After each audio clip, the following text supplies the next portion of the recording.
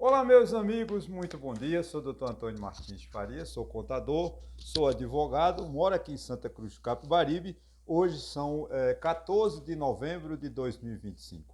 Amanhã, portanto, sábado, feriado nacional. Vamos lá, hoje é o seguinte, eu quero primeiramente agradecer a Deus e a você, meu irmão, minha irmã, minha amiga, meu amigo que dá seu like, seu dislike, faz seus comentários. Obrigado àquele rapaz que disse que só valeria o meu vídeo, só valeria um dislike.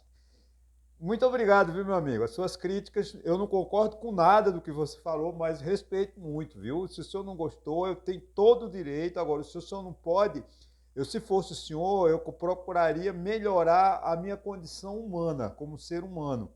Porque a sua visão é uma visão demoníaca, tá? De matar, de aceitar a violência. Em hipótese alguma, nós podemos aceitar a violência. A violência, seja ela de que lado for, ela tem que ser combatida. A gente vive no mundo cristão, no mundo... O Brasil é um país cristão, claro que o Brasil é um país eclético, tem várias religiões, mas todas as religiões do Brasil, que eu não sei se existe no Brasil uma religião que prega o demônio. Não sei se existe. Mas realmente eu acho que nós precisamos de reformar nosso pensamento. Vamos lá, nesta semana, diversos acontecimentos no cenário político, jurídico e social do Brasil e do mundo revelaram uma conjuntura intensa, né? Complexa e cheia de contradições. Né? No vídeo de hoje, eu vou analisar com profundidade e clareza os principais fatos que movimentaram o noticiário político, especialmente do Senado Federal, do Palácio do Planalto, das operações da Polícia Federal e da segurança pública e da disputa mineira, política que a gente tem que entender, de política de Minas Gerais. Né? E a tragédia de Mariana, que foi uma notícia em Londres, eu acho que muito importante nós tratarmos disso, para que a gente possa ter uma transparência, né, pela substância institucional do nosso país. Ontem, abrindo um parêntese, eu ouvi em um vídeo de um ministro do Supremo Tribunal Federal, que eu não vou falar o nome dele, não é que eu não queira dar o crédito, eu posso dar, mas é porque agora a sociedade resolveu, uma parte da direita resolveu escolher os ministros do STF como demônios, e eles não são. E o ministro chamava a atenção de um advogado, que é uma honra, um advogado, sei que ele tem competência, tá, gente? Para usar a tribuna do Supremo Tribunal Federal. E quando ele usou a tribuna do Supremo Tribunal Federal na defesa dos seus clientes, ele desrespeitou o rito, desrespeitou a instituição. E o ministro, ao alertá-lo, ao chamar a atenção, disse uma coisa que serve para todos nós. O que desmoralizou a política foi a falta de rito. E o que sustenta a justiça é a exigência do rito. Nós precisávamos de retornar a termos uma política que honrasse os ritos, honrasse os cargos, honrasse os símbolos, honrasse a nossa história. Lamentavelmente, a qualidade dos políticos que se encheu de sargentos, capitães, coronéis do exército, da polícia, mas se esqueceu de continuar o respeito às instituições. Segundo a coluna do Estadão, de 13 de novembro de 2025, uma circulação de senadores, né, pressiona o presidente Lula na tentativa da não aprovação do nome que ele indicar para o Supremo Tribunal Federal, que seja o senhor Jorge Messias. Eu não posso admitir, e nem ninguém da sociedade brasileira pode admitir, que o senador vote, sabatine um ministro que vai ocupar uma das funções mais importantes do nosso país mediante troca de cargos de emprego e de sacanagem, como estão fazendo esses senadores. Isso é a falta do rito, é a falta do respeito à dignidade. Eu não estou aqui defendendo A ou B. Eu só quero dizer que é competência e obrigação dos senadores aprovarem ou rejeitarem o nome indicado pelo presidente da República. O que não pode é nós admitirmos que senadores façam barganha para serem corrompidos, comprados com benesses, com cargos para poder aprovar um nome que o presidente Lula deseja. Isso é falta de vergonha, é falta de rito.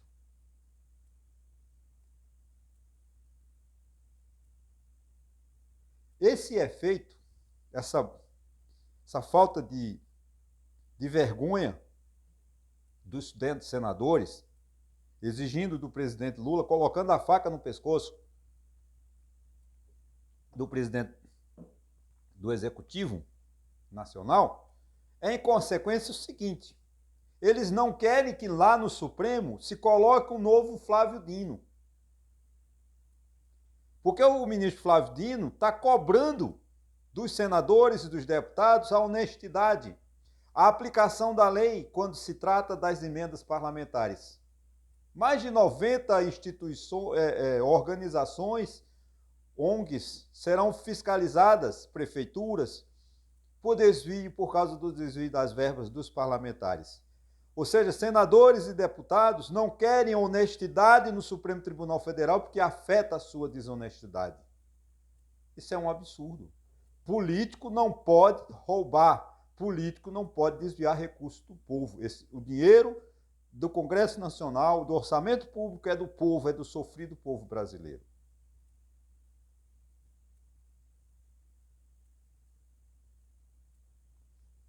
E o que eles querem é manter a ilegalidade numa suposta legalidade. Isso não pode, né?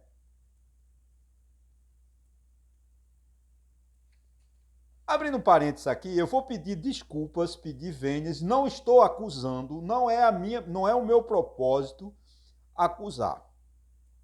Muito pelo contrário. Eu li uma frase, uma oração, ou várias orações, não me lembro, está aqui entre parênteses, entre aspas, e eu vou focar isso. Uma declaração do governador de Minas Gerais, Romeu Zema.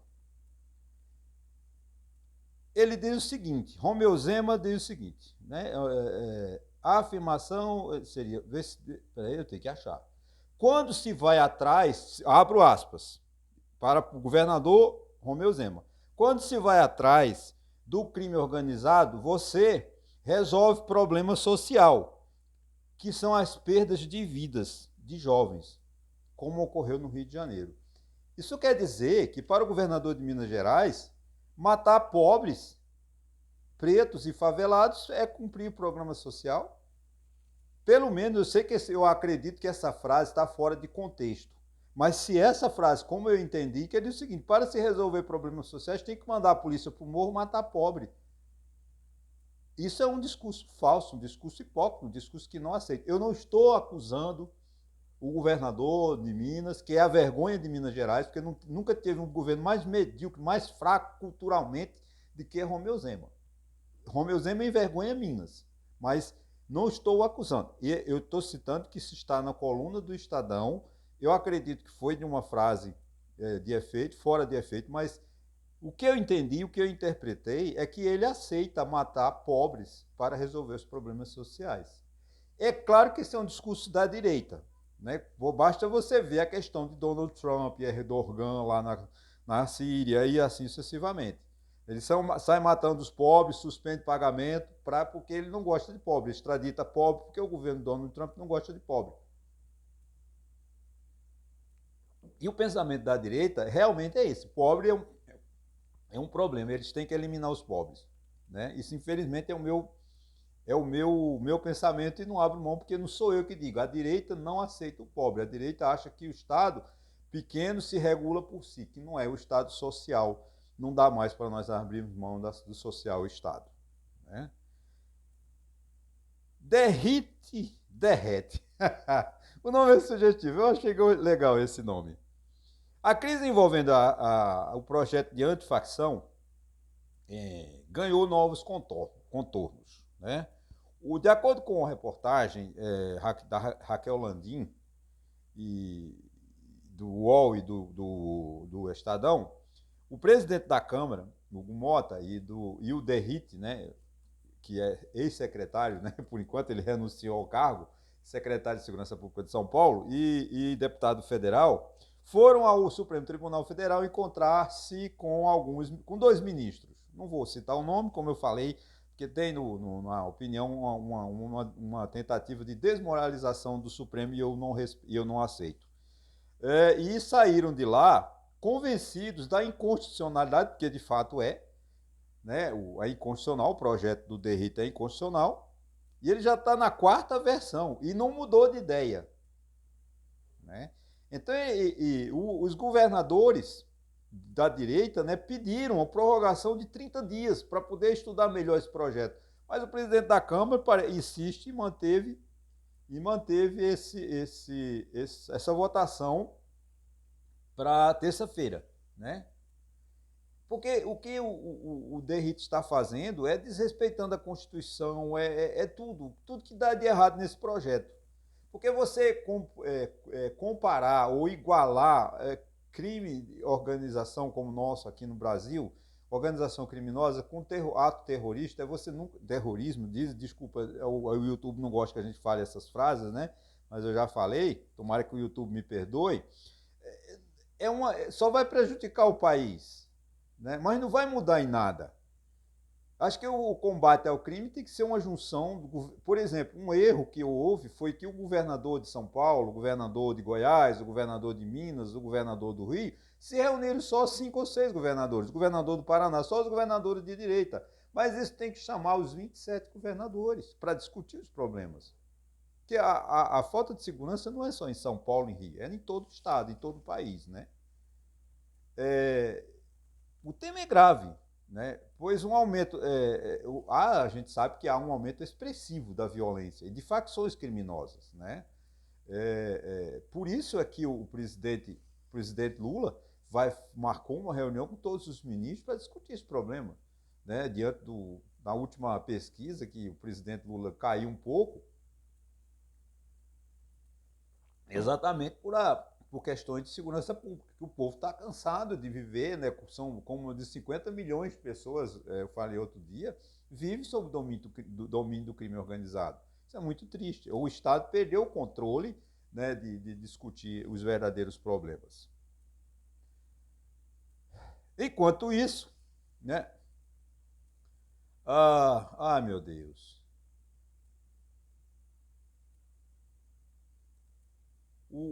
A CPI do INSS pede prisão de 5 ou 6 pessoas, são presas e está uma confusão. Né? Ontem a Polícia Federal fez mais uma busca, apreensão, aplicou medidas cautelares em alguns e prendeu outros. Isso tudo é lamentável. Porque, principalmente contra o presidente do INSS, que o cara que manda, né? Ele sabia do que estava acontecendo e fez ouvidos moucos. E fica recebendo por mês, segundo as notícias, R$250 mil de mesada, né? Como se fosse uma compensação. Ele permite. Gente, imagina uma pessoa, ele recebe subsídio de ministro, deve ter sido conselheiro de várias estatais, ainda recebe por mês 250 mil por fora, no Caixa 2, né? Isso é uma vergonha, o que está acontecendo no nosso país. Né? Então, parabéns à Polícia Federal que prendeu e que tomara que a CPI saia, né? mais alguém para a cadeia, porque o lugar de ladrão é na cadeia. Né? Tarifaço de Trump com os dias contados. No cenário internacional, o ministro das Relações Exteriores oficial, que não é o clandestino, ou o falso, fake ministro, que é o Celso Amorim, é o falso, né? E esse Vieira é o ministro, Mauro Vieira é o oficial. Encontrou-se com o secretário de Estado norte-americano e ele prometeu ao ministro brasileiro que o presidente Trump e a equipe estão estudando com muita dedicação e muito esforço e que na próxima semana dará um resultado, ou seja, aceitará, né, a redução das tarifas conforme foi pedido pelo nosso presidente Lula, né? E espero que o poder do Eduardo Bolsonaro tenha se apagado, não a luz espiritual, que eu quero que Deus o ilumine muito, mas que a lâmpada de Aladim dele, né, que ele foi lá como dentro da lâmpada, né, dizendo que ia desmoralizar o Brasil, as punições de Trump ia parar o Brasil, e nada disso aconteceu. E tomara que ele não saia da lâmpada, que ele fique na lâmpada. Por favor, Eduardo Bolsonaro, não saia da lâmpada não, viu? Fique dentro da lâmpada, por favor. Então o Brasil está fazendo uma luta, um esforço, né, politicamente, diplomaticamente, para que a gente realmente acabe com esse tarifaço injusto, né, hipócrita, né, do presidente Trump, né, contra o Brasil, porque não tem razão nenhuma, porque o Brasil é deficitário, o Brasil importa mais do que exporta para os Estados Unidos, né, e os Estados Unidos precisam demais do nosso café, porque a Colômbia, o Vietnã não atendem às demandas, né, e a carne. Então, o Brasil é um país fundamental para a economia americana. Mas o presidente dos Estados Unidos, né, em nome de uma hipócrita, como ele fez, defesa de Bolsonaro, auxiliado pelo filho de Jair Bolsonaro, o traidor da pátria, junto com o neto do presidente Figueiredo, outro traidor da pátria, lá nos Estados Unidos, trabalhando contra o Brasil. Mas parece que, como eu falei, Eduardo Bolsonaro deve permanecer dentro da lâmpada, não saia. Você sai, pega fogo logo, viu? Eu acho que se fosse Eduardo Bolsonaro, eu voltava para o Brasil. Parece que o Supremo, como inicia hoje ou a semana que vem, o julgamento se aceita ou não a ação contra ele. Eu acredito que vai aceitar, porque tem muitas provas, ele revelou muitos crimes que cometeu, portanto merece ser punido. Agora, se fosse Eduardo Bolsonaro, o crime dele eu acho que não passa de 4, 5 anos, como ele é réu primário, eu acredito que ele não ficará detido por muito tempo. Então, ele voltaria e daria um regresso à sua carreira política, né? Mas espero que crie juízo. Eu torço para que Eduardo Bolsonaro, que é uma pessoa jovem, uma pessoa que tem futuro, mas não concorda com... Não, eu não quero o fim de nenhum político, de direita, de esquerda, seja de que tendência for. Respeito muito. Por exemplo, eu sou absolutamente contrário, sempre fui contra as ideias agora de um rapaz no Rio de Janeiro, que quer ser, parece que estão destruindo a candidatura dele ao Senado. Como é o nome dele, meu Deus? Bom, esqueci agora. Não anotei porque não fazia parte. Mas ele está no Globo de hoje, né? Que é Molon.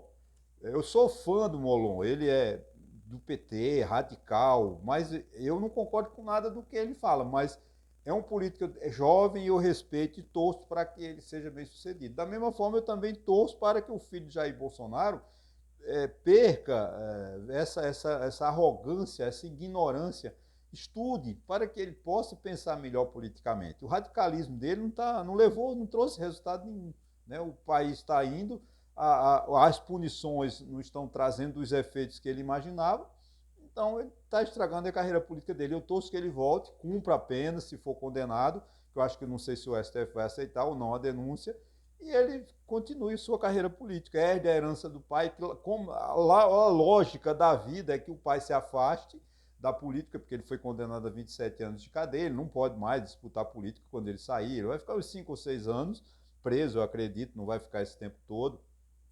Ele logo ele vai ficar em prisão domiciliar, com direito de saída e tal. Então, tomara que o filho de Eduardo Bolsonaro, desejo que o filho de Eduardo Bolsonaro se redima, se peça desculpas e continue a sua carreira política. Vamos lá, virada de mesa, virada na política mineira. Eu me interesso muito, gente, por Minas, porque Minas Gerais, culturalmente, é o terceiro colégio eleitoral. Então, a política, quem ganha para presidente da República tem que ganhar em Minas Gerais. Praticamente, o colégio eleitoral que decide uma eleição é Minas, Estado de São Paulo, Minas e o Nordeste, que são 9 estados do Nordeste, né? Então, o ex-presidente do Senado, Rodrigo Pacheco, parece que quer sair do PSB, sair da direção de Kassab, porque o Kassab investiu no vice do Zema, atual vice-governador. E acho que o Rodrigo Pacheco está com ciúme e sairá do PSB, do PSD, né, de Kassab, se filiará ao não sei que outro partido, talvez o PT, o PSDB, para disputar o governo de Minas.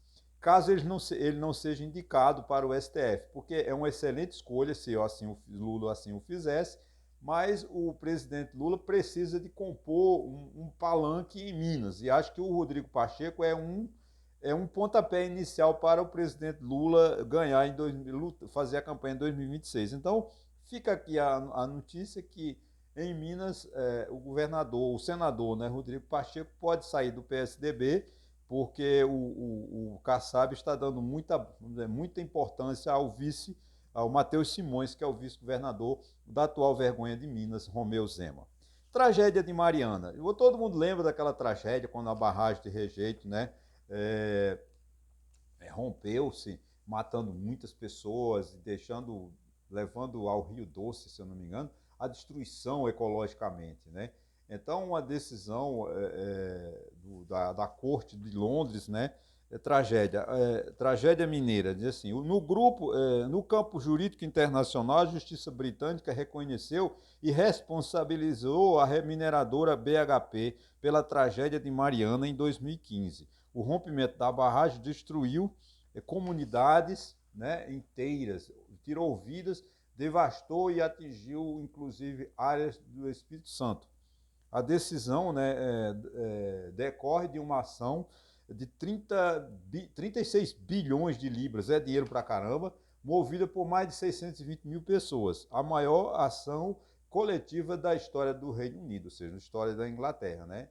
Essa vitória judicial abre caminho para representações mais amplas e promissoras outras mineradoras envolvidas, né? Incluindo a Vale do Rio Doce, que é da BHP, eu acho a maior acionista, a rever suas posições. Então é importante demais que as mineradoras criem vergonha, porque ela sabia do risco que estava correndo e insistiu em ampliar e aumentar a barragem, ela não aguentou e a barragem não suportou o peso e ruiu, né? Levando essa tragédia. Os eventos desta semana mostram um país em ebulição. O Brasil está num redemoinho. Não vou chamar de tornado, não, porque nós temos a experiência desagradável dos tornados, mas um redemoinho é até bom a gente ver um redemoinho, né? De escândalos de corrupção, a disputa pelo STF, a tragédia ambientalista e a insegurança pública, né? De tensões políticas internacionais, negociações internacionais. O Brasil está vivendo a COP30, que vai com certeza sair dessas reuniões muitas decisões que vão favorecer o meio ambiente, que tanto pede ajuda, que tanto pede socorro, né? O Brasil parece viver uma constante batalha entre o retrocesso e o avanço. De fato é isso. O Brasil tem o retrocesso e tem avanço. Retrocesso e avanço. É fundamental, portanto, acompanhar e analisar e compreender esses movimentos. Somente assim poderá construir um país mais transparente, democrático e justo. Gente, está lá no artigo 3º da nossa Constituição, né? O Brasil, essa é uma norma programática, é uma norma permanente que todos os governantes precisam seguir, que é constituir uma sociedade livre, justa e solidária. Bom, gente, valeu essa reflexão. Um bom final de semana para todos vocês. Se você chegou até aqui, meu muito obrigado. Se não se inscreveu no meu canal, se inscreva para que a gente possa crescer, passarmos de 1.000 inscritos até o final desse ano. Muito obrigado, um bom final de semana e até o próximo.